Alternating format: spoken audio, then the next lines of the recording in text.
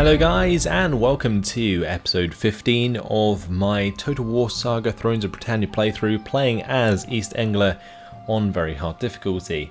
Today we're continuing with our 20 stacks into West Saxe, and yeah, we're doing pretty well in this war so far. Let's have a look at public order. I think it's generally okay across the board.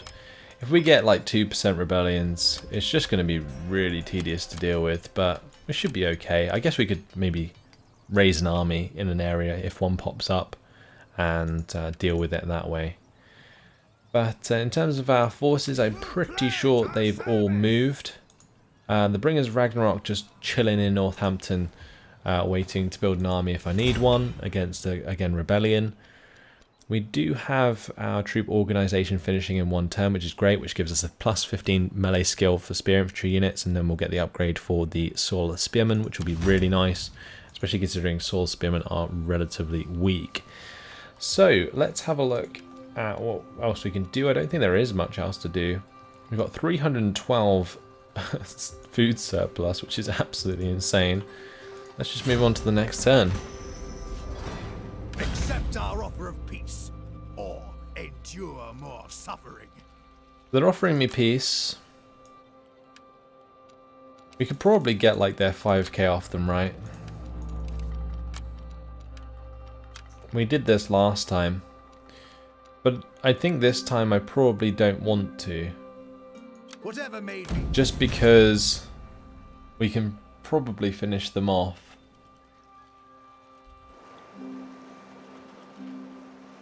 Okay, Southampton going to be taken. I think that's okay.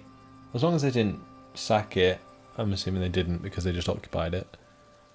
But that's going to enable Guthrum to go take them on, which is nice. So we're going to have a nice big battle. War feather has decreased. That's unfortunate. Quite significantly, actually. Wow. I guess that's because we lost the settlement as well, which doesn't help. We will be taking that back, which is good. Meanwhile,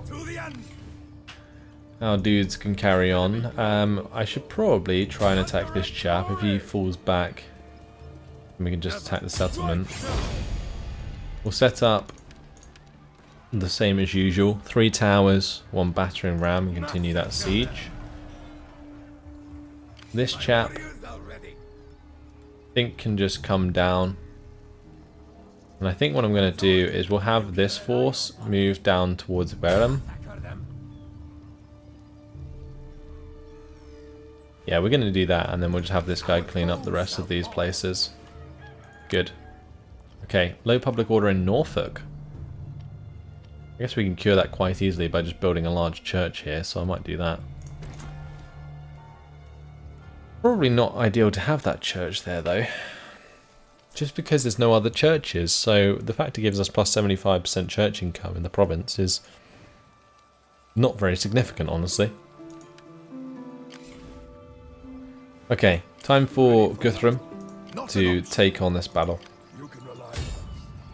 And I think by doing so we will just crush them, right? This will destroy their army if we win. Let's go ahead and manually fight the battle. Straight off into a significant battle. That's what I like. 54-year-old versus a 58-year-old. Order.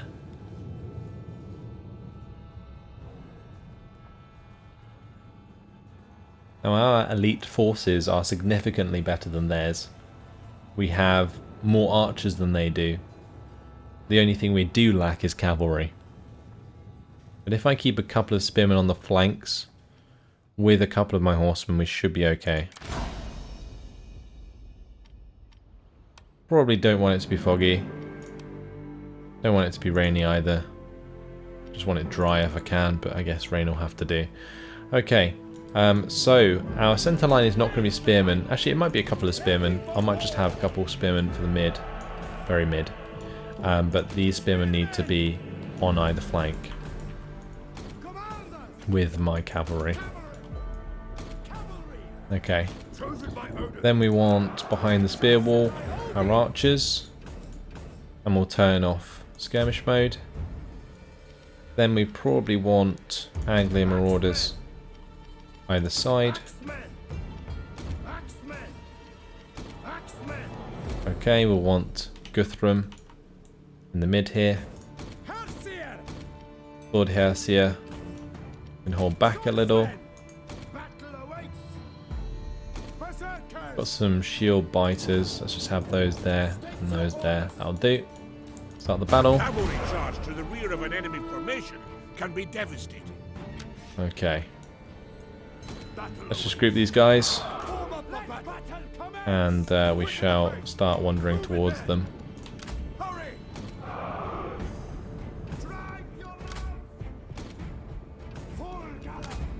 And we'll speed it up. Okay. So our formation, less spread out than theirs. But I think that's fine.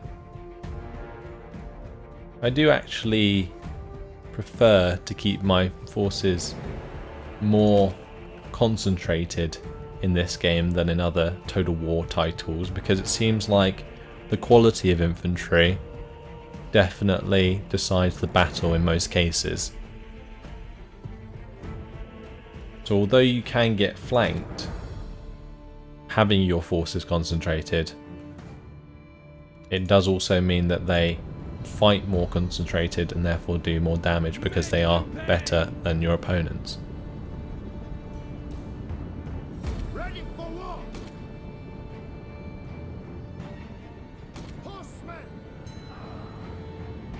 The engagement will start really as soon as the archers get into position, so let's just speed this up. At the moment, neither side in range. Oh, here they come. Right, what I'm going to do here is just spread out my front line a little bit more.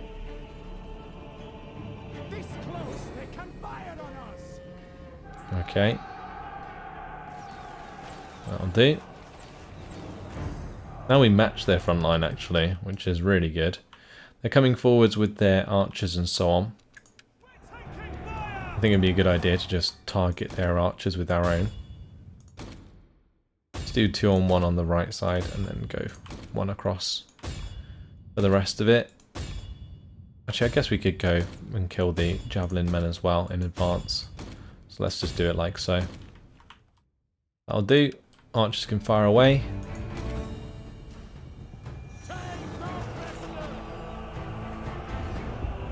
Right, if they're attacking my front line, then I guess we just go into the shield wall, right?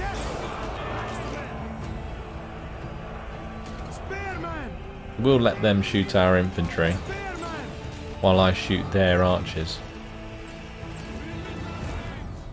And if we've got the shield wall up, we shouldn't take too much missile damage.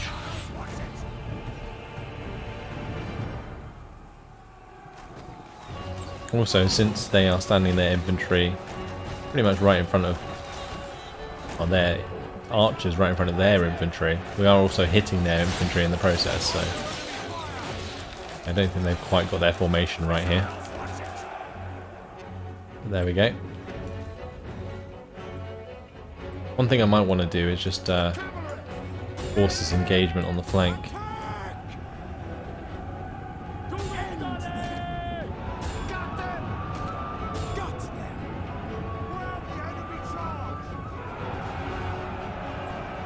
Are we going to catch them? No. It sucks.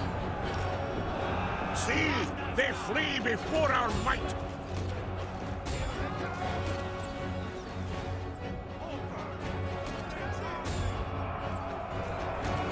Right, we surrounded their horsemen, which is good. We smashed their scout horsemen, which is good. Right, they've hit our front line. Let's just break off into those. Get our men involved. Let's make sure my archers are not charging forwards into the melee, thank you very much. And then we'll have these guys come over to the left.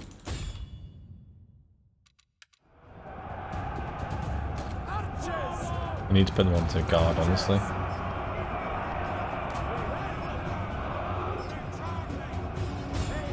Our general is under attack.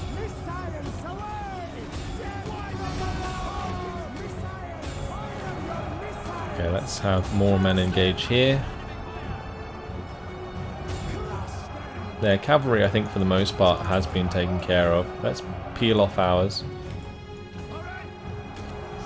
We might lose a few men in the process, but I think that's okay.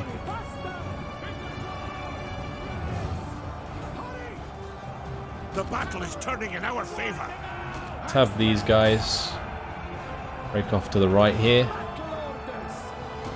Have these guys come back as well, those spearmen. Smash their units on this left flank. Let's have some of them turn around here, charge into their scout horsemen while we're at it. On this side we can now charge into the back of their infantry as they've engaged our Anglian marauders. My general versus their general, certainly a battle to behold. However, Guthrum does not lose. Charge into those axemen instead of the back of this engagement, so the horse is doing that. Boom. That is a nasty charge. Break off again. Oh, we just absolutely ruined them.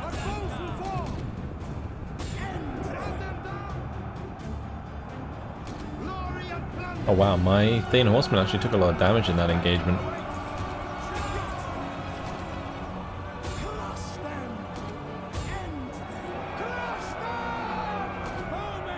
Okay, what are my bowmen actually firing at? Not even sure. Either way, it doesn't matter. If the general is dead, should be over very shortly, this battle.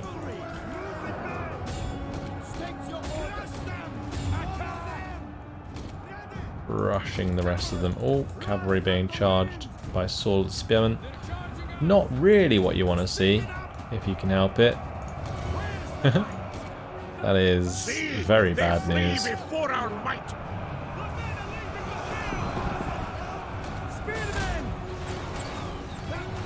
Wow, they had just enough time to rout my horsemen before they all ran away. Damn. Just turn these guys around so they don't kill all of my own units. We'll just clean up those horse spearmen. Actually, should just be able to end it, right? Because since they're in a defensive settlement, I reckon the army just gets killed, and if they don't, we can just run them down anyway and get an extra victory. But did we lose our horsemen because of that? I hope not.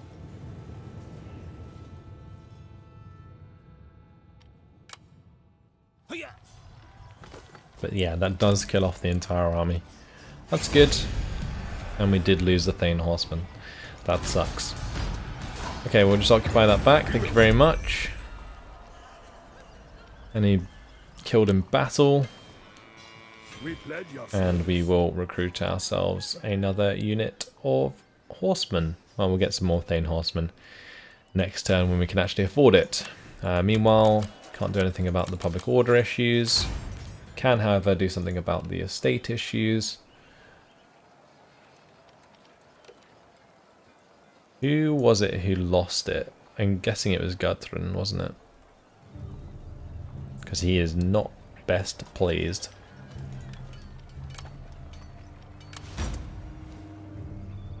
Alright, so that's that army dealt with anyway, which is nice. We're going to take this settlement, thank you very much. Just occupy that one. And now this army can move back onto the mainland and help capture the rest of the minor settlements. Okay, so that gives us a little bit more income towards the end of the turn. Also capturing back Northampton does enable us to replenish. And we are in a fantastic position here. Why is Hingvar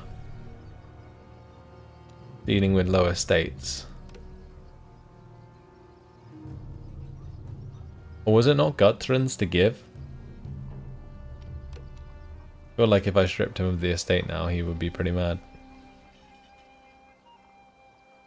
Yeah, I feel like it was Hingvar's. I don't want to give him my estates. Oh, there is this one. Maybe give him that one. That will put his loyalty up to 5, but his influence is 9. It's the same with Anlaf though, and also Gunnar. Look at this influence, it's crazy high, but I guess it doesn't really matter. It might matter though when my heir takes over, because I'm pretty sure his influence is pretty low in comparison. Not sure how much you get from just being the leader, like from being the king. Let's go into our faction here. What's our influence being affected by? So it's -1 due to the Hearing English, but character traits and officers is giving us 4, so that would be the fact that he's a king. Estates held is giving him 2, and base influence is 2. In terms of our son, estates held is 1, character traits and officers is 1. So I'm assuming it'll be like 5 influence he'll be on. Guess isn't too bad. Assuming that the king gives him 4. I don't know. We'll have to work it out later down the line. But well, at least here King English can't get any worse. Let's jump into our diplomacy. We haven't actually had a look at our diplomacy in a while. Does anyone actually like us? No. We're still friendly with the Welsh, but they kind of got crushed by Mercia. They are pretty much dead. That's fine. That's job done for this turn. Let's move on to the next one. Really nice battle, actually. Well, that's going to be a cheeky army coming into Sissenbrig.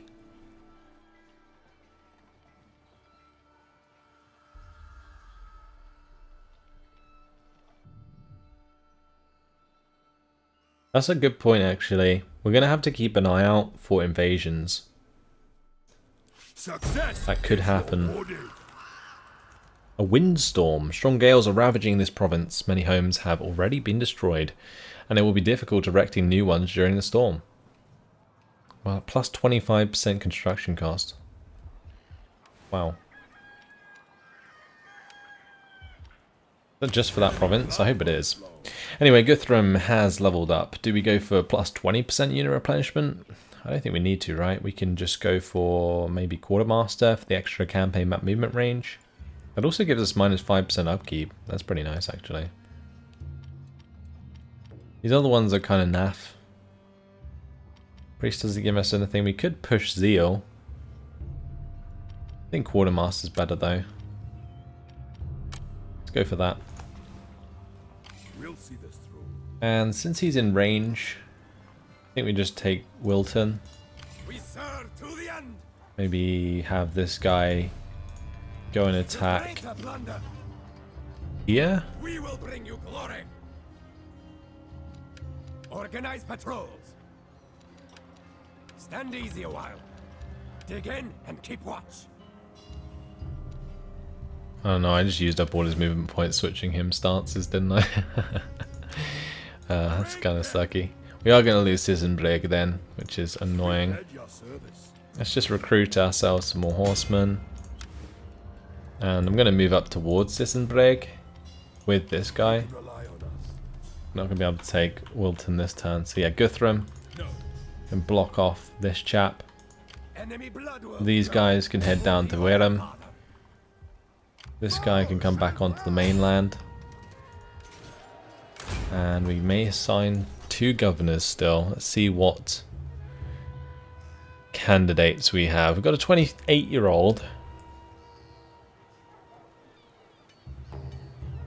I don't know. I think we just do it. We just do it right. He has +1 command.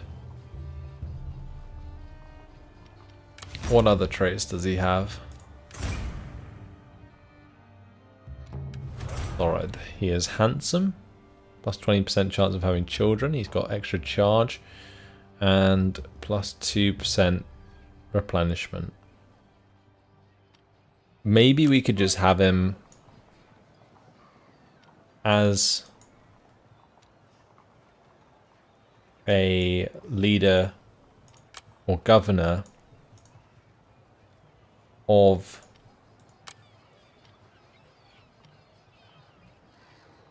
we could have him as a governor of one of the like forward sort of provinces, so that if they do get attacked, he's there to defend it, because then this command actually comes in handy.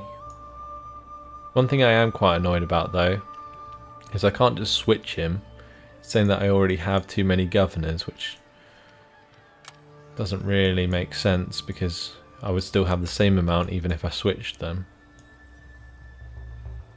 Oh well, it's fine for now. Don't really care about his low loyalty, unless for some random reason it drops, which would be kind of a kick in the balls. Don't think it's going to be the case though. Right, time to go and take Sippenham. I'm tempted to auto-resolve, but I think we'll just manually fight it on the battle map. There's no like real way of telling how effective an auto-resolve is going to be in this game compared to the others. And I kind of like that. Kind of introduces a bit more risk. But in general, it's kind of just annoying because like if this was an 85% auto-resolve, for example, in my favour, then I probably would have just gone for it. The sort of bar that they give you isn't really an ideal indicator. It's not very accurate at all. So we'll keep it dry. They will have limited ranged forces at their disposal anyway. We'll come down around to the other side of the settlement as we have done before with the settlement this layout. And yeah, that's fine. Where's our other tower? Are we missing some guys? Or are we missing a tower? Oh, can I just not see it? We leave a tower over here? Weird. Did I only build 2? Oh well. That'll have to do. Let's just drop this for now. And we'll make sure Anglia Marauders are on these.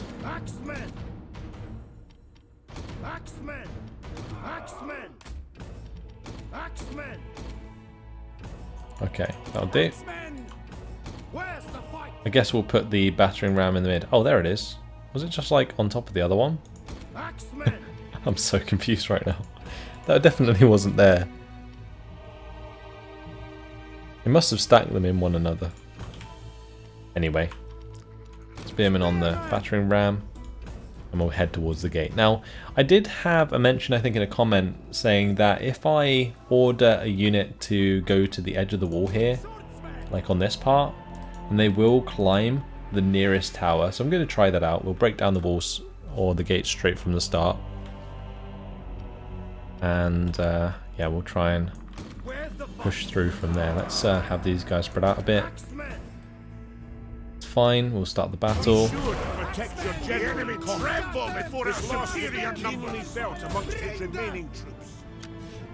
Let's have the archers get into range sooner than later, because last time we did not do that. And I think what I'm going to do is have one unit of swordsmen go to each of these tower locations. We'll have them walk. I'll have the Huskars walk towards the center gate. Right, let's speed things up. Have our general come up here.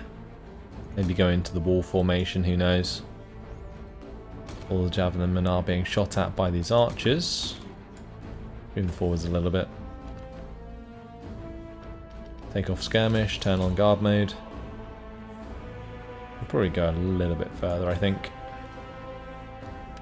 It's fine. Ready for war with speed warrior.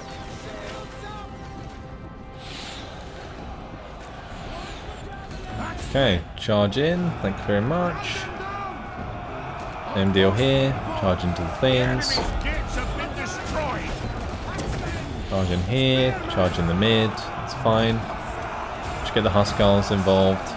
So yeah, if I go like this, apparently they will climb the nearest tower. So we'll try that. See if it works. Nope. They'll run into the middle gate. That's just annoying. Okay, so note to self, not even that works. You know, just a way to like climb the towers individually would be perfect, but unfortunately not the case. I'm going to have to just charge through the mid here and hope for the best. If I can get my general close by, it should give us a nice morale buff that helps us slaughter these troops.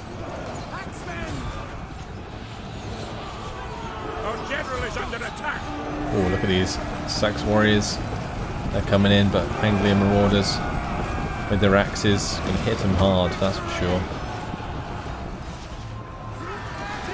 Oh, smashing through the mid here. These sword axemen falling apart.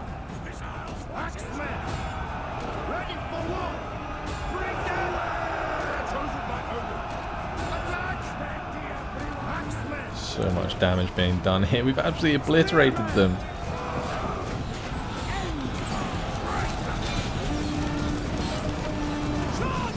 The Huskars coming into the back of the warriors here. Oh, look at that guy! Just gets, he's got his got his shield pulled away from him with the two-hand axe, and just had the axe plunged into his neck. Nasty stuff.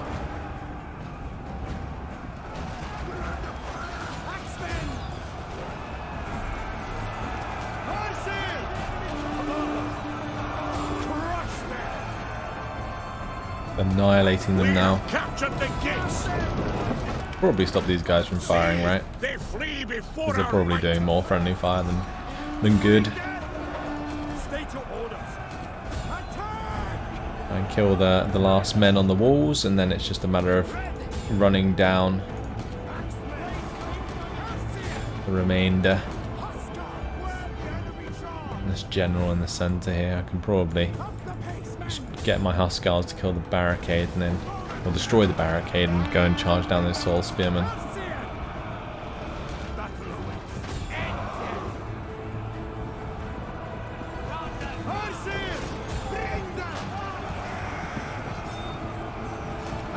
There's going to be a lot of kills on some of these Anglian marauders, I'll tell you that much.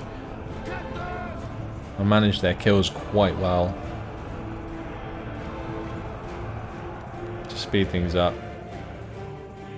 Kill off the rest of these forces, please. And that's going to be the end of the battle as the leader runs away.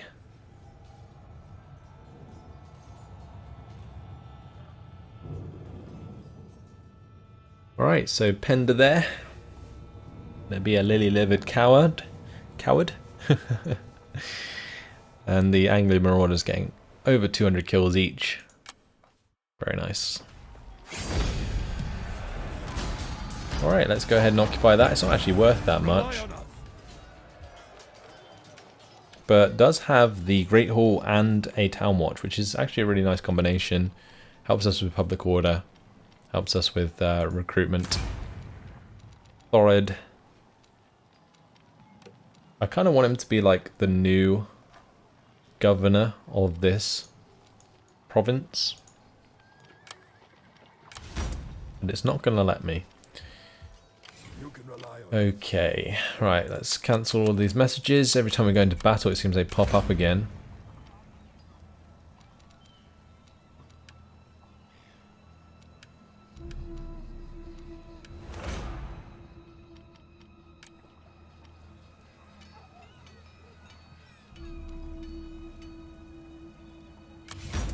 Okay.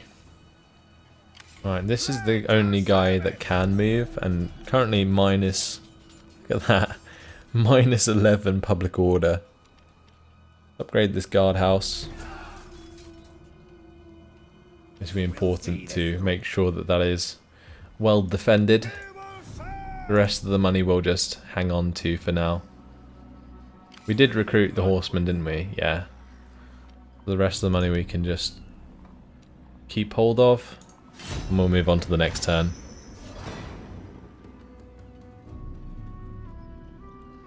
Only a matter of time, I think, until another sort of Viking raid. And if that occurs, well, I think I'll just peace out with Wessex again. We'll go deal with the invasion and then come back and finish off Wessex once and for all. Noble birth. Oh, Lifing has had a son. Interesting. Our son has birthed a son. Perfect. Guthrum, our new governor, has leveled up. Let's give him scribe, so at least he has one governance there. And Thorid still dealing with his loyalty issues. Could secure his loyalty or try to, but it might backfire, so I'm not going to bother. Right, as for this army, well, it's kind of in a terrible position. Let's just go and destroy it. Onward to glory. Just the single dude on his own. Guthrum can kill him off. That's actually the king of West Sax again. It's a third king that Guthrum has killed of West Sax. Wow, we should call him Guthrum the King Killer. Pagan warriors. Can I change his name? Just gonna see about doing that.